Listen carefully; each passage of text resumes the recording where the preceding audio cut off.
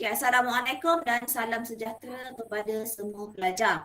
So hari ini kita nak belajar bab baru ya, kimia dalam perubatan dan kesihatan. Untuk bab ini tak banyak pun. Tak banyak tapi banyaknya kena hafal dah. Nak kena baca. So kalau tak baca memang tak boleh nak buat. Untuk soalan ini, untuk bab ini, apa yang akan kamu belajar adalah yang pertama kamu akan belajar mengenai perubatan. Iaitu perubatan kita tahu ada perubatan tradisional, moden dan komplementari. Kemudian kamu akan diajar mengenai radikal bebas. Apa tu radikal bebas? So, nanti akan kamu belajar. Bahan antioksidan dan produk kesihatan. So, keempat-empat ini akan kamu belajar untuk bab 10 ini. So hari ni kita nak belajar ini saja, iaitu perubatan tradisional, perubatan moden dan perubatan komplementari. So nanti hari ni cikgu nak ajar tentang ubat. Kita jadi doktor hari ni, ahli farmasi. So tuliskan dalam buku nota kamu 10.1 perubatan tradisional, moden dan komplementari. So kita ada 3 jenis perubatan yang kita sedia ada sekarang. Yang pertama adalah perubatan tradisional. Perubatan tradisional contoh. Contohnya kalau orang Indian homeless, saya nak tanya. Kalau orang Indian selalu kalau apa yang nak kamu nampak perubatan yang nenek kamu guna untuk contohnya nak sembuhkan dia punya luka ke ataupun nak bagi demam tu kebah ke, apa yang selalu nenek kamu pakai? Apa sumber-sumber tumbuh-tumbuhan ke digunakan? Ada tak Hones, Pravin? Ada tak yang kamu nampak orang Indian selalu guna? Ubat tradisional. Apa yang Indian selalu guna? Kunyit? Okey, boleh kunyit. Lagi Halia. Halia. Lagi-lagi kalau orang dah mengandung ke dah lepas bersalin, nanti lagi banyak perubatan tradisional kan. Kalau kamu tengok ke kakak ke mak kamu bersalin ke, so kamu akan nampak pelbagai herba yang digunakan. Itu adalah perubatan tradisional. Kalau macam Cina lah pula, orang Cina selalu dia pakai ginseng. Pernah dengar tak? Kalau dekat Teli Intan tu dia ada banyak tabib Cina. So tabib-tabib Cina tu perubatan tradisional lah. So dia menggunakan tumbuh-tumbuhan, haiwan dan bahan semula yang mana kita aplikasikan yang maupun kita gabungkan nak merawat penyakit. Yang pertama, nota yang pertama kamu kena kenal pasti yang ini dulu. Yang ini tulis ya.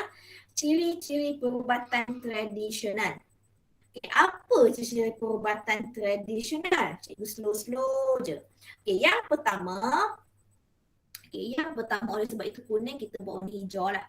Yang pertama, kos rawatannya rendah. Sebab apa dia pakai tumbuh-tumbuhan, kau ambil je kunyit ataupun kau ambil je daun inai. Tahu tak daun inai? Itu pun orang selalu buat untuk perubatan.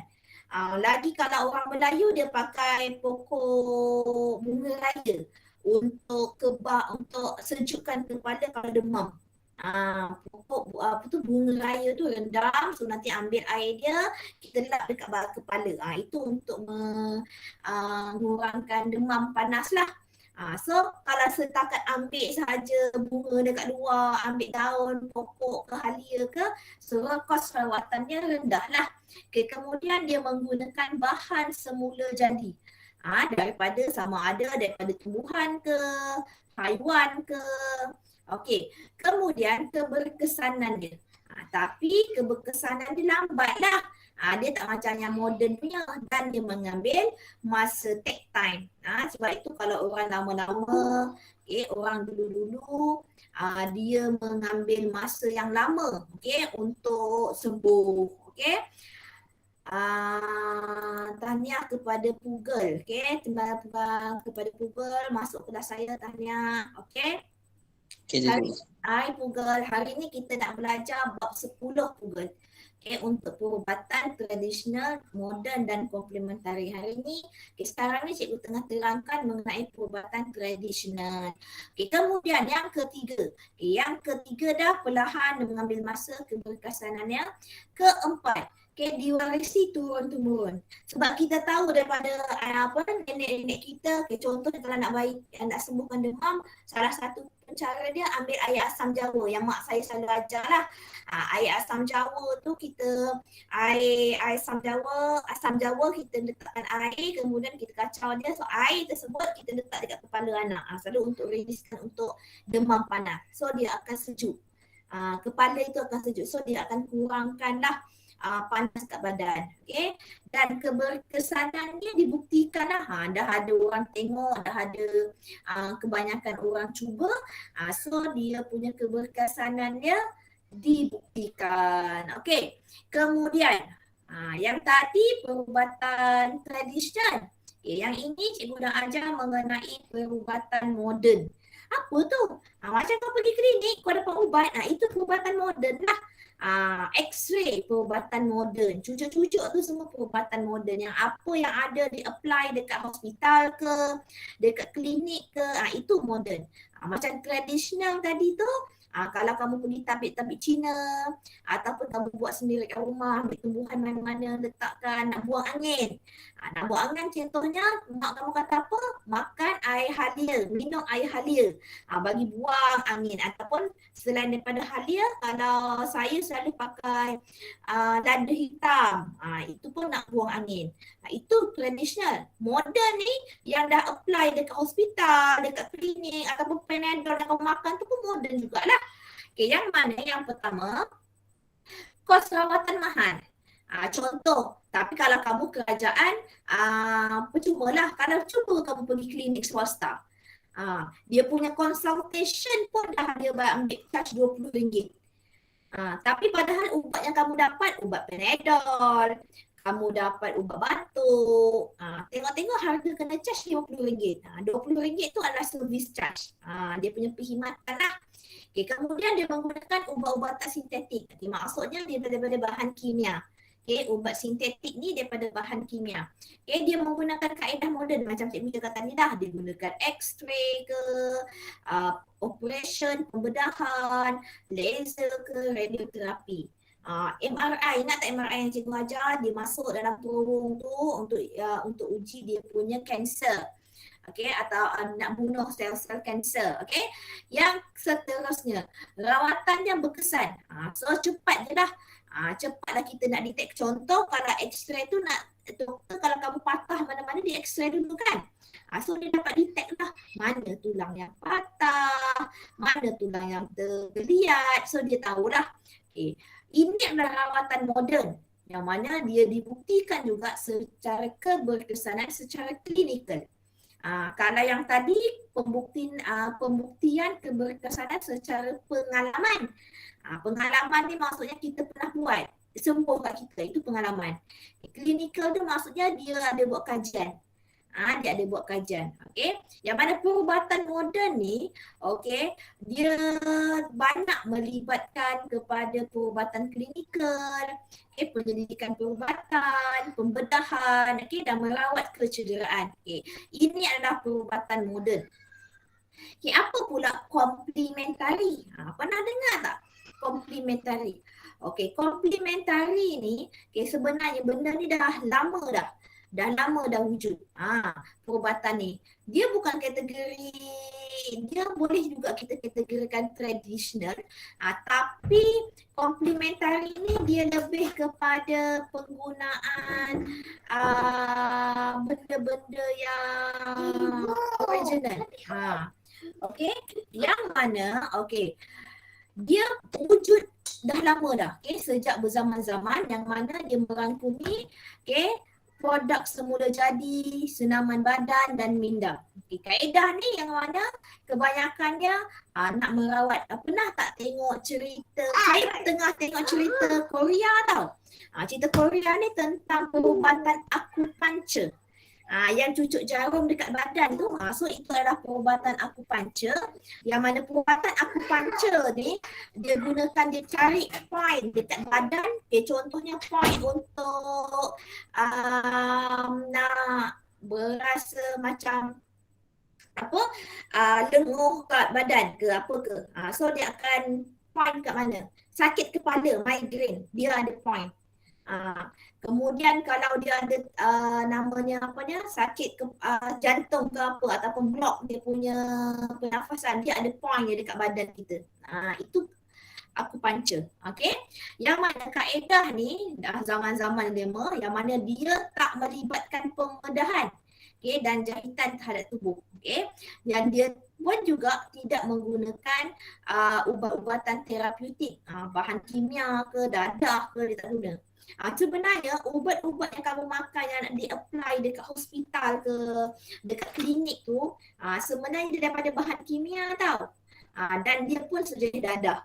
Ubat pun adalah sejenis dadah. So nanti kita akan tengok contoh dia.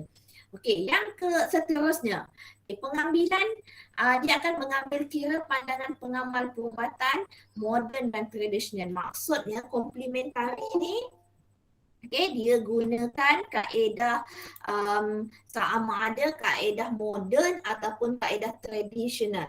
Okay, so dia menggunakan dua-dua kaedah. Okay, selamat datang kepada Fabian. Okay, so Fabian, kita belajar mengenai perubatan. Hari ini kita nak jadi doktor. So kita yang pertama tadi perubatan tradisional menggunakan tumbuh-tumbuhan, semula jadi ataupun haiwan. Yang kedua perubatan moden. Okay, perubatan moden yang kita mana gunakan bahan kimia, bahan sintetik lah, yang mana yang dah dikaji. Okay, yang ketiga komplementari. Okay, so komplementari ni gabungan antara perubatan moden dan perubatan tradisional. Okay, so nanti kamu boleh scan QR code ni nak tahu informasi mengenai ubat. Okay, so sebenarnya ubat tu apa? Macam cikgu cakap tadi lah, ubat ialah dadah atau bahan yang diambil untuk mengawal kesihatan, merawat atau mencegah penyakit. Okay, ubat dan rawatan ini perlulah didapatkan daripada pihak-pihak yang bertauliah. Sebab itu, ubat mesti boleh dikeluarkan oleh orang yang dikeluarkan pula, yang dibenarkan oleh ahli-ahli yang bertauliah macam doktor ke. Okay, kalau kamu pergi farmasi, okay, bukan semua ubat yang kamu boleh beli sendiri. Kalau ubat, ada setengah ubat yang dikawal tu, ubat yang dikawal tu, ubat tersebut kena ada permission daripada doktor. So permission daripada doktor kata kamu boleh makan ubat ni, sila beli dekat farmasi, so kamu kena beli. Tapi kena ada tanda tangan doktor lah. So kena tanda tangan doktor. Tapi kalau macam ubat yang tak dikawal, contoh macam ubat Cerelac ke, ubat Panadol, paracetamol tu ke, itu boleh dibeli tak dikawal. Tapi sebenarnya kalau kamu makan, kalau kamu makan ubat tersebut secara berlebihan, dia akan membuat efek. Nanti kita akan belajar apa kesan-kesan dia. Okay. Kita pergi pada ubat tradisional yang pertama. Okay, ini adalah contoh. So nanti dalam kamu punya nota, okay, lepas ciri-ciri tadi, kamu boleh buatkan contoh-contoh dia. Okay, contoh ubat tradisional, tak payah kau tulis banyak-banyak, Homnes. Homnes memang rajin, dia buat semua. So kamu kena buatkan dia punya point-point sahaja. Okay, so ini ubat tradisional, kamu buatlah macam ini, Homnes. Contoh ataupun yang lain-lain ya, pelajar-pelajar yang lain, macam mana nak buat nota, saya nak ajar sekali buat nota. Contoh ubat tradisional.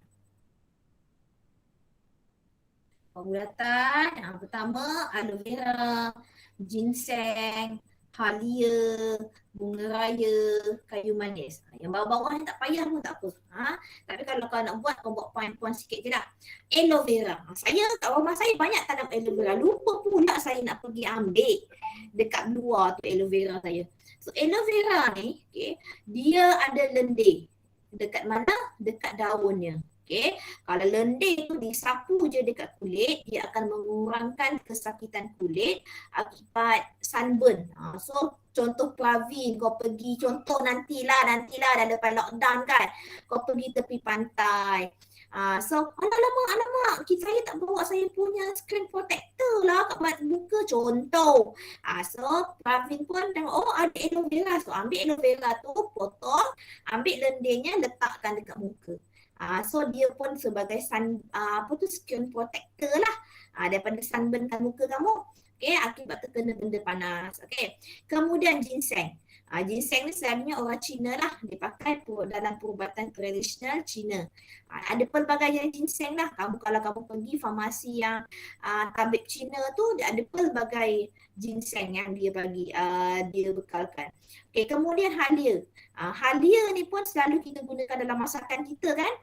Selalunya kalau kita makan halia ni banyak, dia boleh buangkan angin dekat badan. Okay, sengat-sengat. Kemudian pokok bunga raya. Ini cikgu cakap tadi. Pokok bunga raya selain daripada melegakan kepala, sakit kepala, panas badan, dia juga ada dapat merawat masalah keguguran rambut. Sebab itu tanamlah pokok bunga raya banyak-banyak dekat rumah. So nanti kalau pokok bunga raya tu ditanam banyak-banyak, at least bunga tu berguna untuk kamu. Kemudian quinina. Quinina ni untuk ubat malaria. Kulit pokok quinina. Macam pokok kayu manis ni kan. Ni kayu manis. Nak ubat penyakit malaria. Malaria ni akibat nyamuk kan. So ini adalah contoh ubat tradisional. So aloe vera, ginseng, halia, bunga raya dan quinina. Okey, kemudian seterusnya ubat moden. Ubat moden ni banyak sikit tau nak kena belajar. Okey. Ubat moden ni kalau macam mana nak contoh nak buat, kamu buat macam ni. Ubat moden. Okay, ubat moden dia terbahagi kepada 3. Okay, kamu buat 3. Yang pertama analgesic. Yang kedua antibiotik. Yang ketiga psikoterapeutik. Buat macam cikgu. Okay, kemudian bawah tu untuk analgesic. Okay, apa fungsi dia? Cakaplah melegakan kesakitan.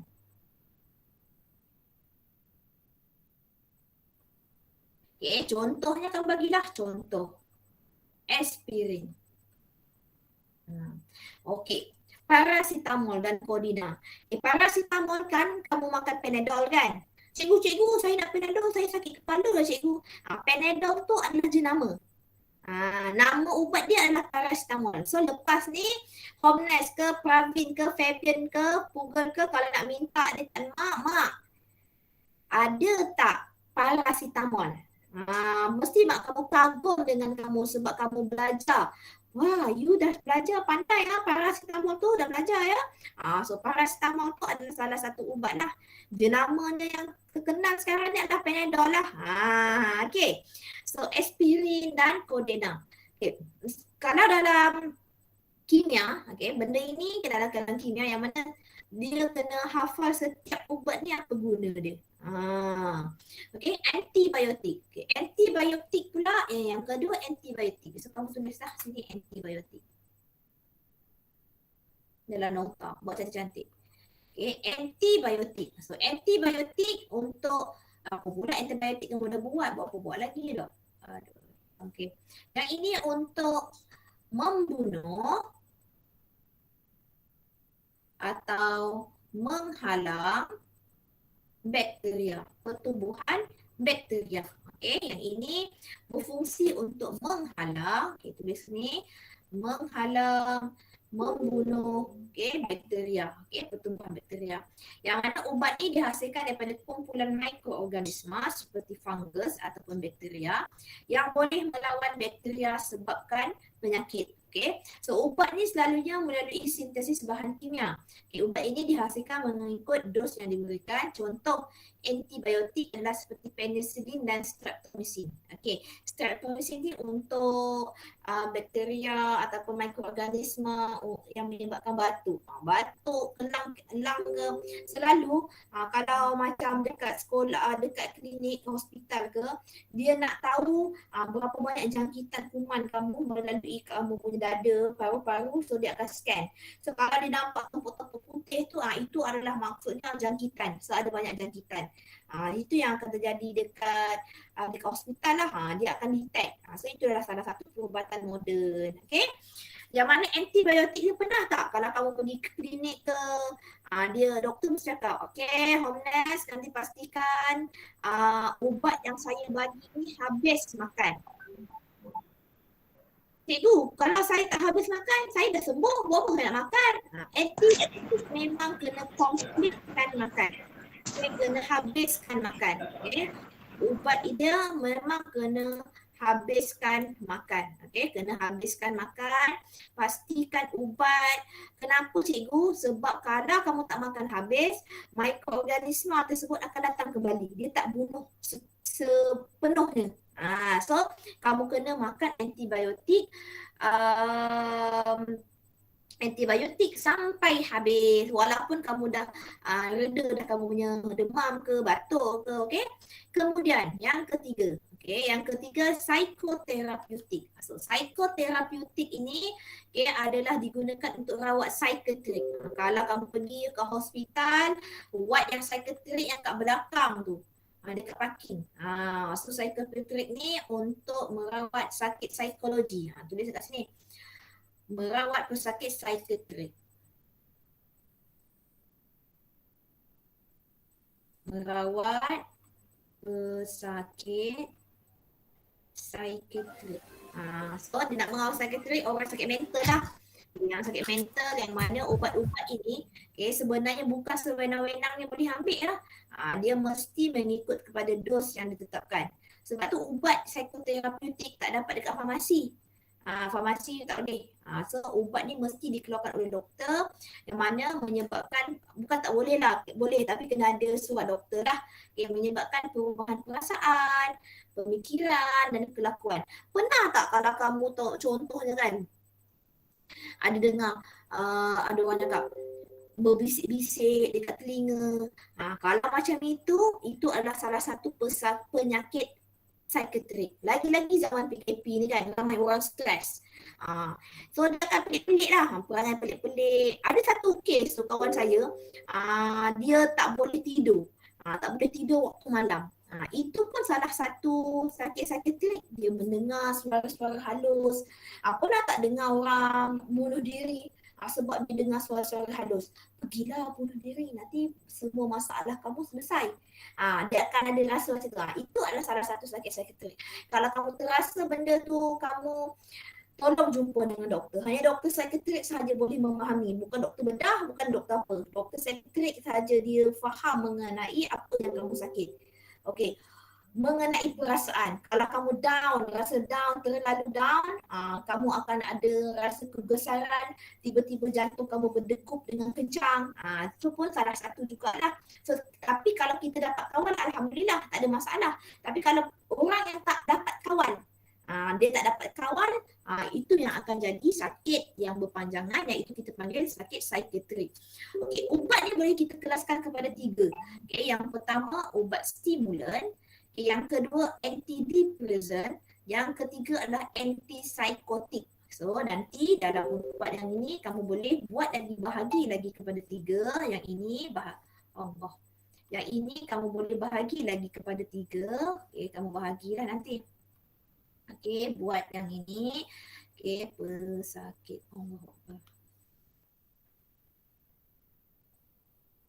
Okey, pesakit. Okay, bahagi lagi kepada 3, iaitu tadi apa? Stimulan, antidepressant. Okay, senang je nak buat nota, jangan nota yang padat-padat. Okay, yang ketiga antipsychotic. Boleh scan ya QR code ni untuk informasi tentang paracetamol. Antipsychotic. So yang ini kamu boleh buatlah sikit dia punya point. Okay. Point yang pertama untuk stimulan. Stimulan ni untuk apa? Okay. Dia boleh mengaktifkan kegiatan otak, badan dan perasaan sakit. Okay. Contohnya amfetamina.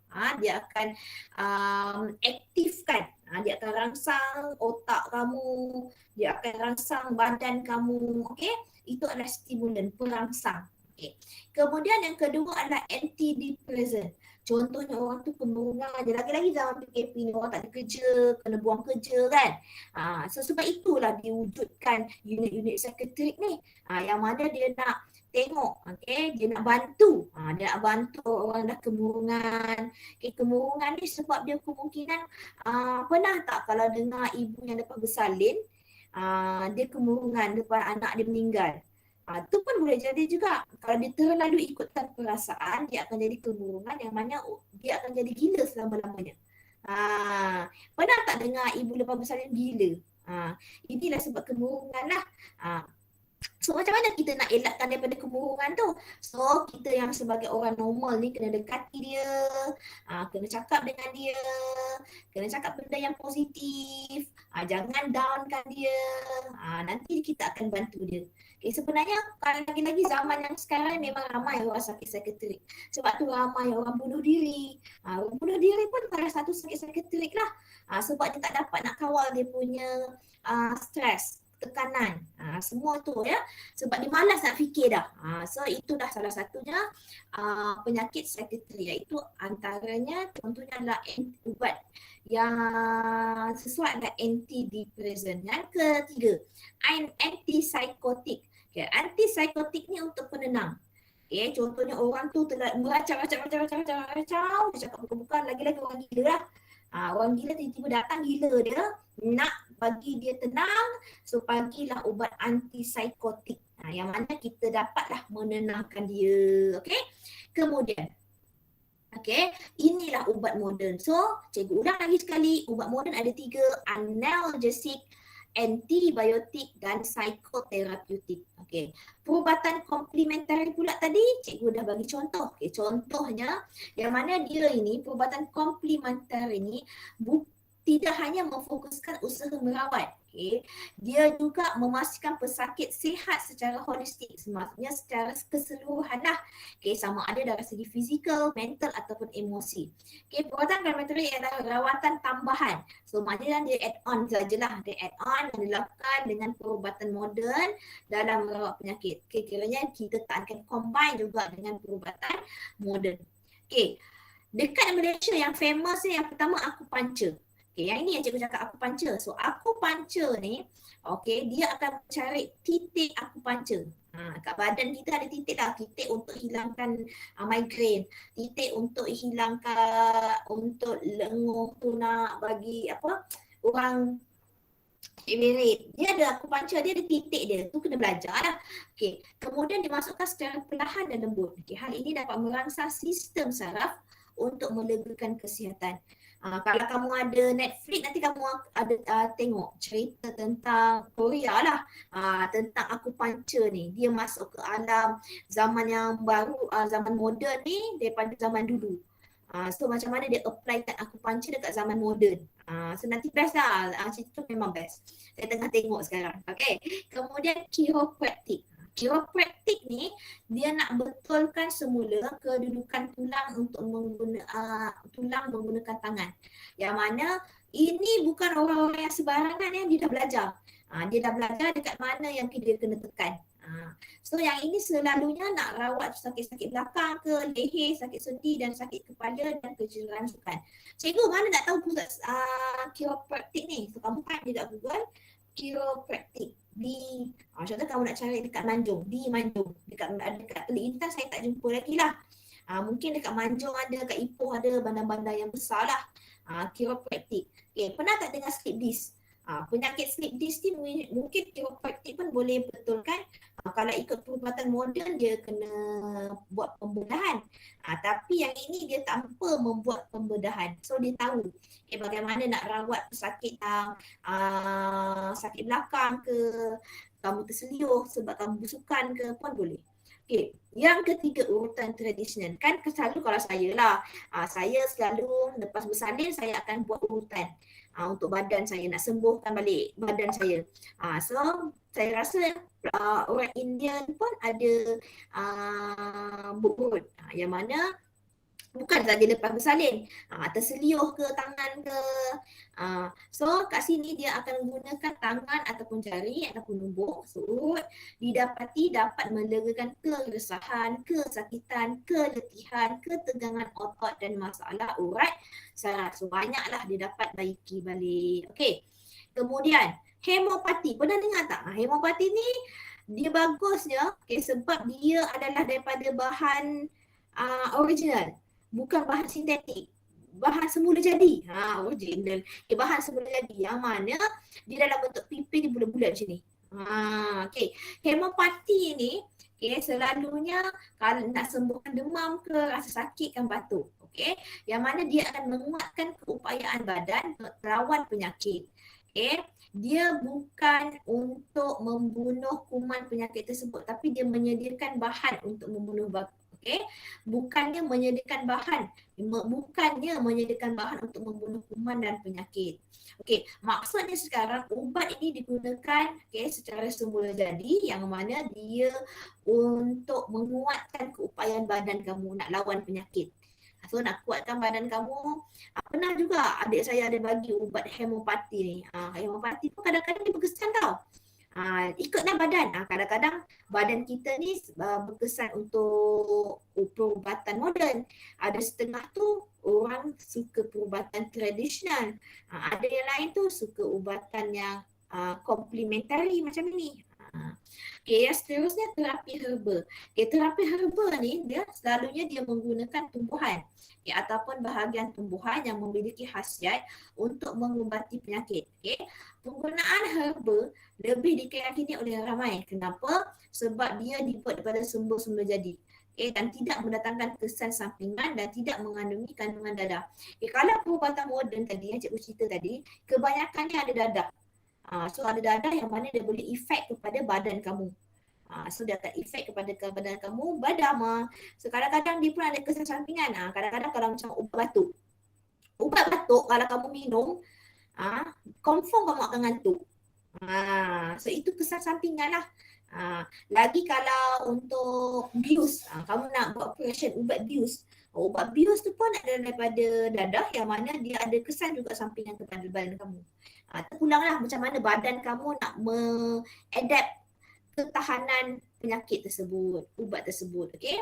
So dia ada kelebihan dan kekurangan dia. So kita tahulah ya, kalau selalunya kalau ubat yang daripada sintetik ataupun bahan kimia ni dia ada kesan sampingannya. Kalau ubat semula jadi pun dia ada juga kesan sampingan dia. So ini adalah perbandingan ubat buatan manusia dengan semula jadi. So apa dia? Yang pertama, ubat yang manusia buat ni dia dibuat dekat makmal. Lepas tu dia buat komersial kan secara besar-besaran. Contohnya vitamin C. Vitamin C sekarang ni ada banyak produk-produk yang jual 1000 mg vitamin C. So orang akan makan lah vitamin C tu. Ada jual farmasi. Tapi kalau semula jadi ni contohnya kita makan lah. Apa sumber-sumber vitamin C? Orange. So kamu makanlah orange tu dalam satu biji tu satu hari. Makan. So itu pun akan apply kepada supply badan kamu dengan vitamin C. So daripada tumbuhan dan haiwan. Okey, kalau ubatan manusia ni kena ambil berterusan. Okey, dan berhenti bila kamu sembuh. Okey. Tapi kalau ubat semula jadi ni perlu diambil atau diamalkan secara berterusan. Bukan dah sembuh kamu tu tak. Yang ini secara berterusan lah continuously. Sebab itu kenapa orang-orang yang dulu tu dia lagi nampak awet muda daripada orang-orang sekarang kan. Sekarang ni kalau umur 30 pun dah nampak tua. Kalau orang zaman dulu, tengok dah muka dia padahal umur dia 50 tapi muka dia macam umur 30-an. Itulah sebab apa? Sebab pemakanan lah. Mungkin dia mengamalkan herba ataupun dia ada mengamalkan ubatan tradisional yang mana mengekalkan dia punya awet muda. Okay? Dan bukti untuk ubatan manusia ni dah dibuktikan secara ujian klinikal. Tapi untuk semula jadi ni berdasarkan pengalaman dia lah. Oh, aku sembuh kalau makan ubat apa namanya lada hitam tu banyak, badan aku akan keluar angin. Oh, kalau aku tak boleh. Ada setengah terpulanglah ke badan, tapi kebanyakan lada hitam memang akan ikut pengalaman. So, oh ya ke? Bolehlah aku cuba. So, nanti kawan ni pun cuba makan lada hitam nak keluarkan angin kat badan. Okay? Kemudian, ubatan manusia ni berisiko mendapat kesan sampingan jika yang pertama digunakan tanpa nasihat doktor. Contoh, doktor suruh makan 2 biji, kau makan 1 papan. Ubat Panadol. Okay. Pesakit tidak mengikut dos yang betul. Makan pun ikut suka hati kau. Tak boleh ya. Okay. Kalau ubat semula jadi ni digunakan tanpa nasihat doktor. Kau tak kisahlah kau dah pakai macam banyak mana. Hadir kau nak makan banyak mana. Boleh. Pesakit tidak mengikut, tak payahlah ikut yang ini kena makan banyak ni. Tak. Kalau macam perubatan moden, doktor dah tetapkan sehari makan 2 biji 3 kali sehari. Doktor kata. Doktor dah siap tentukan berapa kali sehari kau kena makan. Okay? Kesan penyalahgunaan ubat. Sekarang ni banyaklah kesan penyalahgunaan ubat. Yang mana kalau kesan-kesan ini, maksudnya kalau kamu makan ubat tanpa deskripsi daripada doktor sepenuhnya, kamu akan dapat risiko lah.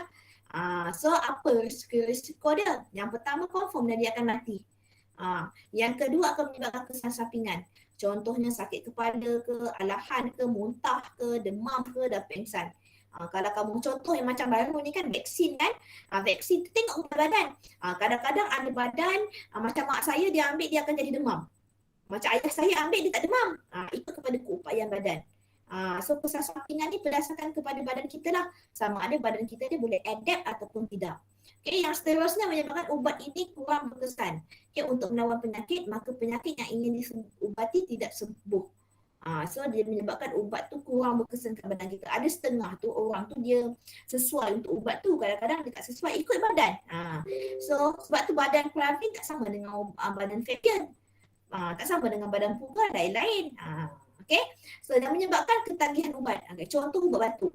Ubat batuk kalau kau ambil banyak-banyak dia akan jadi ketagih. Nak lagi. So sebab itu kena kawal lah. Kesan, kalau tak akan ada kesan dah untuk penyalahgunaan ubat. Okay. So, praktis formatif 10.1. Okay, dah habis lah kita ni. Okay, yang pertama. Okay, so saya nak tanya ya, Pugal. Okay, nyatakan 3 kaedah perubatan yang diamalkan pada masa ini. Pugal, boleh jawab tak apa 3 jenis perubatan yang cikgu ajar tadi? Yang pertama, Pugal. Pugal, are you with me?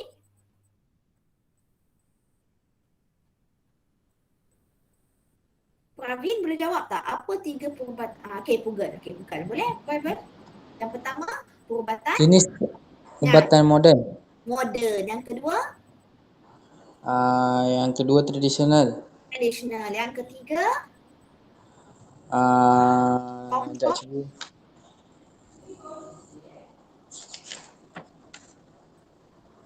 Komplementari. Okay, good. Okay, Pugal. Okay, komplementari, modern dan tradisional. Okay, terima kasih. Okay, nombor 2. Nyatakan 3 jenis ubat moden dan bagi setiap satunya. Okay, 3 jenis ubat moden. Ini Pravin boleh jawab kot. Pravin, bagi saya 3 jenis ubat moden. So, apa yang kita belajar tadi? Yang pertama. Ubat moden. Analgesik, antibiotik, fisioterapeutik. Psikoterapi. Psikoterapeutik. Psycho, kau kan psycho kan? Kau tahu psycho tu? Dia pakai sakit mental. Ya. Kalau lah tiba-tiba Pravin ada sakit mental, boleh ambil psikoterapeutik lah. Okey. Setakat ni tak ada lagi lah. Setakat ni saya tak mental lagi. Boleh kawal ya stres tu. Boleh. Keluar mana-mana dah sebulan lebih tak keluar kan? Boleh kawal. Kena kawal. Boleh. Happy kan you suka tengok game, main game. Contohnya begitulah. Tak cikgu, saya tak main game, saya belajar. Belajar. Baca buku. First time cikgu dengar Tak laju ke mana? Itulah, orang hilangkan stres dengan belajar. Tahniah, Pravi. Okay, cikgu. Okay. Thank you, Pravi. Okay, nombor 3. Okay, nombor 3 ni untuk Homnes. Homnes, Lahi dan keluarganya bercuti di Pulau Perhentian. Okay. Selepas pulang daripada bercuti, dia dapati kulitnya menjadi merah dan berasa perih. Okay, apa ubat tradisional yang dapat merawat penyakit kulit? Lepas tu jelaskan jawapan. So, pergi kepada apa agak-agaknya? Ubat tradisional untuk kulit. Yang mana tadi? Yang mana? Okay, antara ini, yang mana yang sesuai untuk kulit Homnes? Aloe vera. Ya, aloe vera. Kenapa? Sebab dia dapat kurangkan yang ini. Dapat Mengurangi kesakitan kulit. Akibat selaran matahari atau terkena benda panas. Okey lah. Okay, boleh ya. So, aloe vera untuk merawat penyakit kulit. Terima kasih Homnes. Okey. Kemudian Fabian. Fabian saya tahu mic dia okey sebenarnya tapi tiba-tiba mic dia tak boleh kan? Okey, Fabian untuk soalan nombor 4. Berikan 2 contoh perubatan komplementari dan 2 sebab kenapa orang pilih komplementari. Komplementari? Komplementari yang ini. Apa tu? Komplementari tu apa tu? Yang ini cikgu ajar tadi. Apa contoh dia? Cucuk jarum. Jarum. Aku panca. Aku panca, Fabian. Lagi apa yang ini? Chiropraktik. Chiropraktik.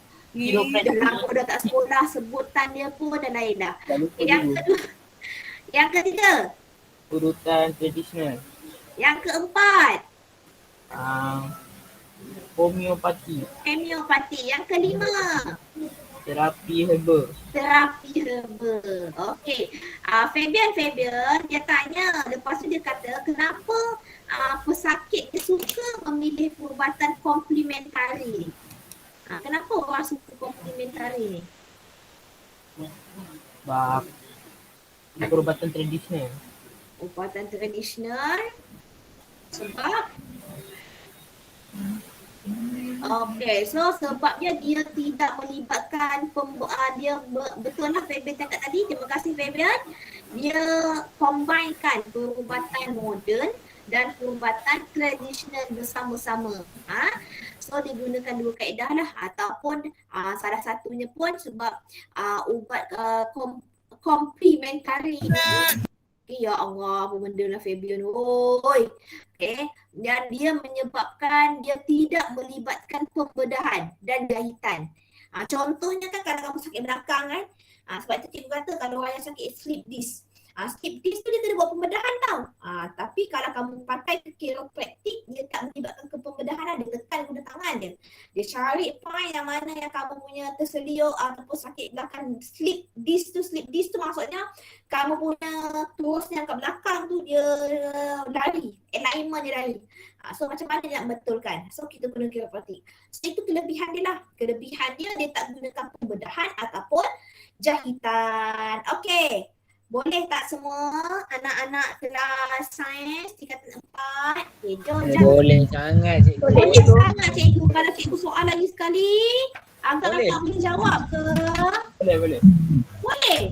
Kita cuba cikgu, kita cuba. Confident Omega Kalau kan. salah tak apa, kalau salah tak apa. betul. Kalau salah tak apa. Okay, so sekarang ni tolong buatkan page buku kerja muka surat 97. Buku apa? Buku apa? Buku kerja. 97 sampai 100. Buku sebab apa cikgu? Buku kerja muka surat 97. Tengok buku surat 97. Okey. 97. Dia dah siap dah bagi buku teks. Dia kata rujuk buku surat 204 sampai 211. Boleh cikgu. So nanti sekarang ni waktu tutor dan snapkan gambar, tolong letak dekat Google Classroom ataupun boleh send dekat saya punya Telegram. Tapi Okey, saya harapkan kamu pakai pakai Google Classroom lah untuk letakkan soalan kamu untuk hari ni. Yang setahu saya untuk Google Classroom hanya Homnes, Pravin dan Shazliana. Google dan Fabian tolong masuk ya. Google dan Fabian. Boleh? Apa cikgu? Boleh cikgu. Tolong ya Fabian. Google masuk ya. Dalam kamu gunakan MOE punya